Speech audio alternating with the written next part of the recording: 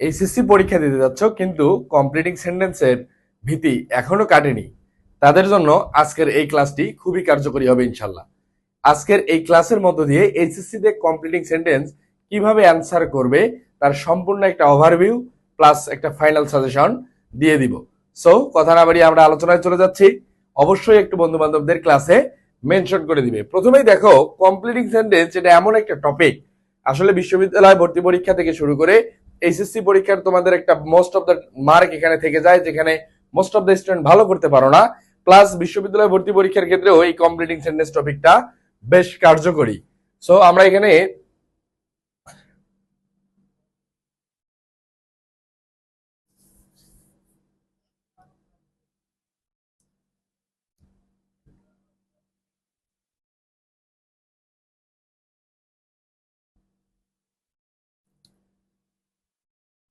এইচএসসির completing sentence নিয়ে একটা master class নিয়ে হাজির হয়ে গেছি ইনশাল্লাহ। এইখানে ভালো করার মত এইচএসসির কমপ্লিটিং সেন্টেন্সের উপর একটা গুরুত্বপূর্ণ সাজেশন ক্লাস এবং কিভাবে কমপ্লিটিং সেন্টেন্স অ্যান্সার করবে তার সম্পূর্ণ একটা ওভারভিউ নিয়ে আজকে তোমাদের সাথে কথা বলতে চলে আসছি। প্রথমে আসি কমপ্লিটিং সেন্টেন্সের যে মেইন বিষয়টা। কমপ্লিটিং সেন্টেন্সের ক্ষেত্রে আমাদের অবশ্যই সেন্টেন্সের মিনিং প্লাস আমাদের স্ট্রাকচার দুইটাই ঠিক রাখতে হয়। দেখো, আজকে আমরা যে জিনিসটা বিষয় বলার চেষ্টা করতেছি, কমপ্লিটিং সেন্টেন্স আসলে কোন টপিকগুলো থেকে বেশি আসতে দেখা যায়। প্রথমে আমরা লক্ষ্য করব কন্ডিশনাল। কন্ডিশনাল সেন্টেন্স থেকে এমন একটা বিষয়, কমপ্লিটিং সেন্টেন্সের মানে 2 থেকে 3টা অপশন কন্ডিশনাল থেকে মাস্ট চলে আসবে। আসতে পারে first conditional, second conditional, third conditional. Zero conditional তুলনামূলক নর্মালি কম ব্যবহৃত হয় বা পরীক্ষায় একটু কম আসার প্রবণতা লক্ষ্য করা যায়। বিষয়টা হচ্ছে, তোমরা যারা এইচএসসি পরীক্ষা দিতে যাচ্ছ তাদের জন্য এই টপিকগুলা জানা খুবই জরুরি এবং আমি কমপ্লিটিং সেন্টেন্সের যে সাজেশনটা দিব ইনশাল্লাহ এর বাইরে কোনো কিছুই পরীক্ষায় আসবে না। ফার্স্ট কন্ডিশনালে ইফযুক্ত অংশটা থাকে প্রেজেন্ট ইনডিফিনিটে, পরের অংশটা থাকে ফিউচার ইনডিফিনিট। জাস্ট একবার রিকল করে নেওয়ার চেষ্টা করো। সেকেন্ড কন্ডিশনালে ইফযুক্ত অংশটা থাকে পাস্ট ইনডিফিনিটে, এর পরবর্তী অংশ থাকে সাবজেক্ট প্লাস উড কুড অথবা মাইট প্লাস ভার্বের বেস ফ্রম।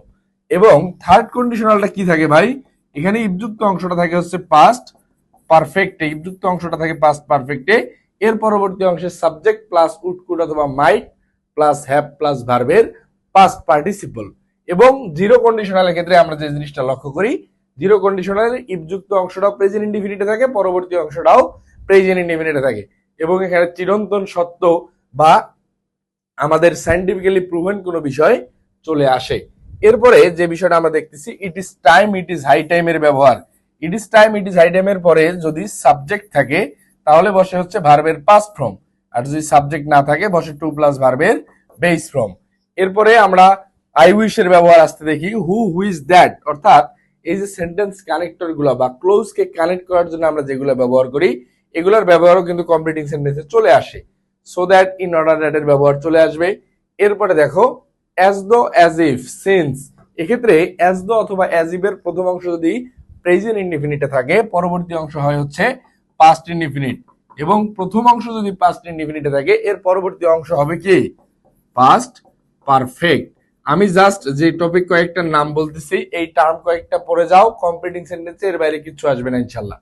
এরপরে আছে no sooner had then, hardly had then, এই ব্যবহারটা খুবই গুরুত্বপূর্ণ। উড ইউ মাইন্ড, এরপরে আছে টিল আনটিল, হোয়াইল, হোয়াইলের পরবর্তী ভার্বের সাথে কি হয় সবসময় আইএনজি যুক্ত হয়। এরপরে মডাল ভার্ব হিসেবে ব্যবহার হতে পারে condition completing A had, better, use to. Use to এর পরে নরমালি ভার্বের বেস ফর্ম বসে এবং এটা অতীতকালের অভ্যাস বোঝাবে। কি বলছি ভাই, অতীতকালের অভ্যাস। এবং এখানে আরেকটা জিনিস মাথায় রাখতে হবে, অতীতকালের অভ্যাস কেমন হতে পারে। আমি রোজ সকালে নদী তীরে হাঁটতে যেতাম যখন আমি গ্রামে ছিলাম, এটা একসময় আমার এই অভ্যাসটা ছিল, বাট বর্তমানে এই অভ্যাসটা আমার নাই। এরপরে লেস্টের পরে কি ব্যবহৃত হয়, শুড প্লাস ভার্বের বেস ফ্রম। এই শর্টকাট টার্মগুলার জাস্ট আমি যেগুলো বলছি একটু নোট ডাউন করে নেওয়ার চেষ্টা করবা, পরীক্ষায় এর মধ্যে থেকে কমপ্লিটিং এ ফুল মার্ক পাওয়া যাবে ইনশাল্লাহ। এরপরে আছে প্রভাব হিসেবে আসতে পারে, দেয়ার goes a proverb that, time and tide wait for none, এগুলো চলে আসতে পারে। বিফোর আফটারের ব্যবহার সবাই কম বেশি জানো, উড দ্যাট এর পরে অবশ্যই একটা কুড লাগবে। এরপরে আছে হচ্ছে উইথ আ ভিউ টু, আমরা নরমালি যত টু পড়ি টু এর পরে বসে ভার্বের base form, but look forward to, with a view to, subject to, object to. এই সব টু এর পরে কি বসে ভাই? ভার্বের সাথে বসে হচ্ছে আইএনজি। এই ব্যতিক্রম নিয়মটা কিন্তু চলে আসতে দেখা যায়। আমরা বেশ কিছু প্রশ্ন আজকে সলভ করার চেষ্টা করব। কি অবস্থায় আছে? We are late, the class will start soon, walk fast, lest. বিষয়টা হচ্ছে ভাইয়া, এখানে যে প্রশ্নগুলো নিয়েছি প্রত্যেকটাই বিগত সালে আসা প্রশ্ন, এবং এই বিগত সালের প্রশ্নগুলাই কিন্তু ঘুরে ফিরে আবার চলে আসবে ইনশাল্লাহ। এখানে কি আছে ভাই? লেস্ট। আমি লেস্টে একটু আগে বলছিলাম, লেস্টের পরে বসে হচ্ছে শুড প্লাস ভার্বের বেস ফ্রম। শুড প্লাস ভার্বের বেস ফ্রম যদি আমি বসাই, এখন আমাকে সেন্টেন্সের মিনিংটা লক্ষ্য করতে হবে। উই আর লেট, আমরা অলরেডি লেট করে ফেলছি। The class will start soon, class খুব দ্রুতই শুরু হয়ে যাবে। তাহলে আমাদের কি করা উচিত? দ্রুত হাঁটা উচিত, নতুবা we will miss. Walk fast, lest, এখানে উই উইল হবে না, we should miss the walk fast, lest, we should miss the lecture, we should miss the class অথবা lecture, we should miss the class অথবা lecture. তাহলে walk fast, lest, we should miss the class অথবা lecture. Most of the student completing সেন্টেন্সে খুব বেশি ভীতি কাজ করে। তোমাকে মিনিং বুঝতে হবে এবং টেকনিকটা শিখে যেতে হবে। পরবর্তী প্রশ্নটা দেখি। দেয়ার goes a proverb that dash, so we must make proper use of time. যেহেতু টাইমের কথা বলছে, তাহলে আমরা টাইম নিয়ে যে প্রভাবটা আসে, এই প্রভাবটা আমাদেরকে এখানে অ্যান্সার করতে হবে। তাহলে দেয়ার goes a proverb that time and tide waits for none, time and tide waits for none. এখন বিষয়টা হচ্ছে ভাইয়া, আমি টাইম অ্যান্ড টাইড এই প্রভাবটাই কেন ব্যবহার করব? বিষয়টা হচ্ছে আমার এই পূর্ণাঙ্গ বাক্যটা আগে লক্ষ্য করতে হবে। পূর্ণাঙ্গ বাক্যটা কি অবস্থায় আছে? পূর্ণাঙ্গ বাক্যটা সময় নিয়ে কথা বলতেছে, সুতরাং সময় নিয়ে আমি যে প্রভাবটা জানি, এই প্রভাবটাই আমাদেরকে অ্যান্সার করতে হবে। পরবর্তী অবস্থাটা দেখো। The condition of Rahim's father was not well, অর্থাৎ রহিমের বাবার বর্তমান তখনকার পরিস্থিতি ভালো ছিল না। If I know his mobile number, এখানে আমি যদি নো দিয়ে করি, এখানে আছে ইফ যুক্ত অংশটা কি অবস্থায় ভাই? ইফ যুক্ত অংশটা আছে হচ্ছে ইফ প্লাস সাবজেক্ট, আই হচ্ছে সাবজেক্ট, নো হচ্ছে ভার্বের বেস ফ্রম। তাহলে পরবর্তী অংশটা কি হবে? ফার্স্ট কন্ডিশন, তাহলে হবে সাবজেক্ট প্লাস শ্যাল অথবা উইল প্লাস ভার্বের বেস ফ্রম। কি অবস্থায় আছে? If I know his mobile number, তাহলে কি হইতো ভাই? আই উইল কল হিম, যদি আমার কাছে মোবাইল নাম্বার থাকে আই উইল কল হিম। কিন্তু এখানে যদি আমরা নো এর পরিবর্তে যদি এখানে নিউ থাকতো, নো এর জায়গায় যদি এখানে নিউ থাকতো, তাহলে কি হইতো? I would call him. কারণ সেকেন্ড কন্ডিশনালে ইফ যুক্ত প্রথম অংশটা থাকে পাস্ট ইনডিফিনিটে, পরবর্তী অংশটা কি হবে ভাইয়া? অবশ্যই সাবজেক্ট প্লাস উড কুড অথবা মাইট প্লাস ভার্বের বেস ফ্রম। প্রশ্ন নাম্বার 3-এ চলে যাচ্ছি। Though Bangladesh is a small country dash, we are proud of our world heritage sites, অর্থাৎ হেরিটেজ নিয়ে কথা বলছে। এখন হেরিটেজ নিয়ে অ্যান্সার করতে গেলে আমরা কিভাবে অ্যান্সার করতে পারি, মিনিংটা একটু দেখি। দো Bangladesh is a small country, যদিও বাংলাদেশ একটি ছোট দেশ, বাট তারপরেও আমাদের কিন্তু কিছু নোটেবল হেরিটেজ আছে, জন্যই আমরা এটা নিয়ে গর্ব করতে পারি, আদারওয়াইজ পারতাম না। তাহলে মিনিং অনুযায়ী আমরা যদি লিখি, we have some notable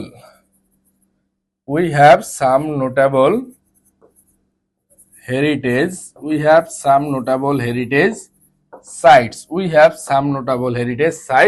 We are proud of our world heritage sites. পরবর্তী প্রশ্নটা আমরা একটু লক্ষ্য করি, কি অবস্থায় আছে? উই আর ফ্রি নেশন নাও, আমরা বর্তমানে কি ভাই? মুক্ত একটা জাতি। 1971 ইজ দ্য ইয়ার হোয়েন, এই হোয়েন এর ক্ষেত্রে যে জিনিসটা মাথায় রাখতে হবে, হোয়েন এর প্রথম অংশ কি আছে? 1970 ইয়ার ইজ দ্য ইয়ার, অর্থাৎ হোয়েন এর প্রথম অংশ আছে হচ্ছে প্রেজেন্ট ইনডিফিনিটে। হোয়েন এর প্রথম অংশ আছে প্রেজেন্ট ইনডিফিনিট, এর পরবর্তী অংশে অবশ্যই বসাইতে হবে পাস্ট ইনডিফিনিট। তাহলে আমরা যদি পাস্ট ইনডিফিনিটে বসাইতে যাই, আমাদের এখানে কারেক্ট অ্যান্সার কি চলে আসে? 1970 year is the year when we achieved, meaning ঠিক রাখতে হবে, স্ট্রাকচারও ঠিক রাখতে হবে। We achieved our independence. 1971 is the year when we achieved our independence. এক্ষেত্রে মাথায় রাখতে হবে ভাইয়া, কন্ডিশনাল সেন্টেন্স বলি, কমপ্লিটিং সেন্টেন্স বলি, তোমাকে বেসিক স্ট্রাকচারটা ক্লিয়ার না জানলে তুমি কিন্তু অ্যান্সার করে আসতে পারবে না। দেখো পরবর্তী প্রশ্নটা, English is an international language, English একটা আন্তর্জাতিক ভাষা, ঠিক আছে। You can not get a good job, তাহলে আমরা যদি ভালো মতো ইংরেজি না জানি তাহলে আমরা একটা ভালো চাকরি পাবো না। সেক্ষেত্রে আমাদেরকে মিনিংটা কিভাবে আসতে পারে? Without knowing English properly, without knowing English, without knowing English properly you can not get a good job. তাহলে আমাদের পূর্ণাঙ্গ বাক্যের মিনিংটা এমন দাঁড়াচ্ছে, ইংরেজি যেহেতু একটা আন্তর্জাতিক ভাষা, আমরা যদি ইংরেজিটাকে ভালোভাবে না জানি তাহলে আমরা একটা ভালো চাকরি পাবো না। পরবর্তী প্রশ্নটা দেখো, I found a box in the room, আমি রুমে একটা বক্স দেখেছিলাম। The box was too heavy for, the box was too heavy, বক্সটা এতটাই ভারী ছিল। ফর, এই ফর হচ্ছে প্রেপোজিশন, এই প্রেপোজিশনের পরে একটা অবজেক্ট বসাইতে হবে। তাহলে কি হবে? ফর, আমি কি বসাইতে পারি? The box was too heavy for me to carry, অর্থাৎ বাক্সটা এতই ভারী ছিল এটা আমার জন্য কি ক্যারি করা সম্ভব না। The box was too heavy for me to carry. বিষয়টা হচ্ছে ভাইয়া কমপ্লিটিং সেন্টেন্স খুব মানে কঠিন টার্ম, বিষয়টা এমন না, বাট পড়ার সময় একটু বুঝে বুঝে পড়ার মেন্টালিটি রাখতে হবে। পরবর্তী প্রশ্নটা দেখো, I was really in a great danger, he came here with a view two, এই যে উইথ আ ভিউ টু এর পরে কি বসাইতে বলছি? ভার্বের সাথে আইএনজি। তাহলে মিনিংটা কি দাঁড়াইতেছে? I was really in a great danger, আমি প্রকৃতপক্ষেই খুব বেশি বিপদে ছিলাম। পাস্টের ঘটনা। হি কেম হেয়ার, সেখানে এসেছিল উইথ আ ভিউ টু, তাহলে কি বলতে পারি? With a view to giving me, সান্ত্বনামূলক বাক্য হিসেবে দিতে পারি।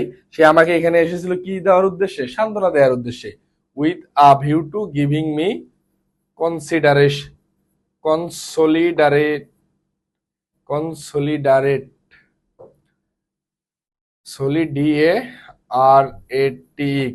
With a view to giving me consolation. তাহলে আমাদের পুরো বাক্যটা এরকম আসতে পারে, I was really in a great danger, he came here with a view to giving me consolation, অর্থাৎ সে আমার এখানে এসেছিল কি সান্ত্বনা দেওয়ার জন্য। পরবর্তী প্রশ্ন দেখো, I can not recall his name, আমি তার নামটা মনে করতে পারতেছি না। ইট ইজ লং সিন্স, এই দেখো এই সিন্সের ব্যবহারের ক্ষেত্রে আমাদের যে জিনিসটা মাথায় রাখতে হবে, প্রথম অংশটা সিন্সের কি অবস্থায় আছে?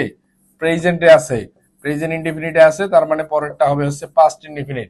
তাহলে it is long since I met him last. খুব কঠিন না ভাইয়া, খুব কঠিন না, বাট এই টেকনিক গুলো একটু শিখে যাওয়ার চেষ্টা করতে হবে। দেখো এখানে মেট কেন হলো? এই মেট হচ্ছে মিটের পাস্ট ফর্ম হচ্ছে মেট, মিটের পাস্ট ফর্ম হচ্ছে মেট। তোমরা যারা এইচএসসি পরীক্ষা দিবা প্লাস এইচএসসি পরবর্তীতে ঢাকা বিশ্ববিদ্যালয়ের স্বপ্ন দেখছো, তাদের জন্য আমার টার্গেট ডিইউ ইংলিশ কোর্সে ভর্তি চলছে। টার্গেট ডিইউ ইংলিশ কোর্সে ভর্তি চলছে। এই কোর্সের কোর্স ফি মাত্র রাখছি 490 টাকা, সকলের আর্থিক দিক বিবেচনা করে 490 টাকা মাত্র। প্লাস তোমরা যারা সেকেন্ড টাইম প্রিপারেশন নিচ্ছ বা নেয়ার জন্য প্রস্তুতি নিচ্ছ, second time English saviour batch আমার চলমান, যেখানে কোর্সের কোর্স ফি রাখছি মাত্র 650 টাকা। এবং এক্ষেত্রে এই টার্গেট ডিইউ ইংলিশ কোর্সে এইচএসসির যে পূর্ণাঙ্গ সাজেশন এটা আপনি দিয়ে দিচ্ছি, প্লাস আমাদের ইংরেজি text book, grammar, vocabulary, written পূর্ণাঙ্গ প্রস্তুতি ইনশাল্লাহ আমাদের এই কোর্সের মধ্যে কমপ্লিট হয়ে যাবে। তোমরা যারা এইচএসসি পরবর্তীতে স্বপ্নে ঢাকা বিশ্ববিদ্যালয় নিয়ে চিন্তা করছো, অবশ্যই নির্দ্বিধায় টার্গেট ডিইউ ইংলিশ কোর্সে ভর্তি হয়ে যেতে পারো।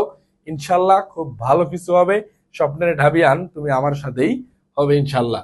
পরবর্তী যে বিষয়টা লক্ষ্য করি, টাইম উইল ডিসাইড এভরিথিং, সময় যেহেতু সবকিছু ডিসাইড করে দেয়, ডু ইউর বেস্ট, তুমি তোমার বেস্টটা দিয়ে ট্রাই করো কি to achieve, do your best to achieve,